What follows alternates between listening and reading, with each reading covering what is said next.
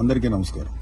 ఈ మధ్యన అంటే గత 2 రోజులుగా అంటే నేను మీటింగ్ అయిన తర్వాత ఈ మీడియాలో అంటే ఎస్పెషల్లీ సోషల్ మీడియాలో కొన్ని విషపు సర్క్యులేషన్స్ ప్రచారం అవుతున్నాయి.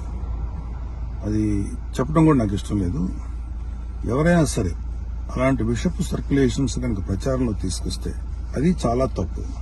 ఎందుకంటే అది జనసేన, బీజేపీ, టీడీపీ కూటమి యొక్క స్పిరిట్ కి అది చాలా తప్పుడు సంకేతాలు ఇస్తుంది. అది ఎవరు చేసినా సరే దయచేసి గుర్తుపెట్టుకోండి. అది ఎవరు చేసినా దాన్ని బ్యాక్ వెళ్లి సోర్స్ ఏంటో పట్టుకుని తగిన విధంగా మీకు బుద్ధి చెప్పాల్సి ఉంటుంది.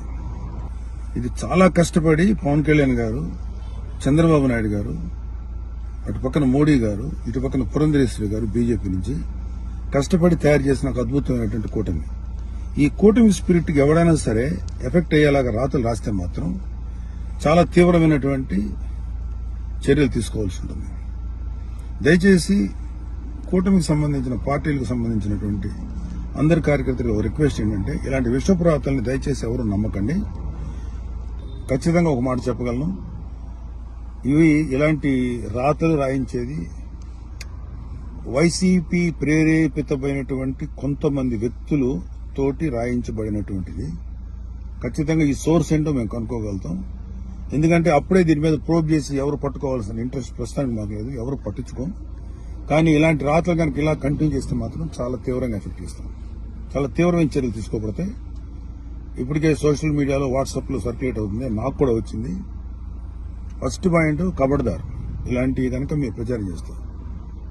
వైసీపీ విషపు కూరల సంబంధించినటువంటి పనికిమాల ప్రచారాలని దయచేసి నమ్మకండి.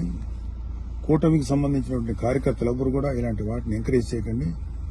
ఇంకొకరికి పంపించేటువంటి సర్క్యులేషన్లో చేసేటువంటి పనులు చేయకండి. ఎక్కడో అక్కడ కట్ చేయండి దీన్ని. కూటమి స్పిరిట్ కి దెబ్బ. ఎందుకంటే ఈ కూటమి 3 నాయకుల కష్టంతో చేసినటువంటి ఒక కూటమి.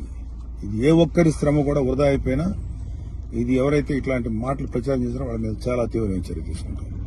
Be careful. జై జనసేన, జై తెలుగుదేశం, జై బీజేపీ.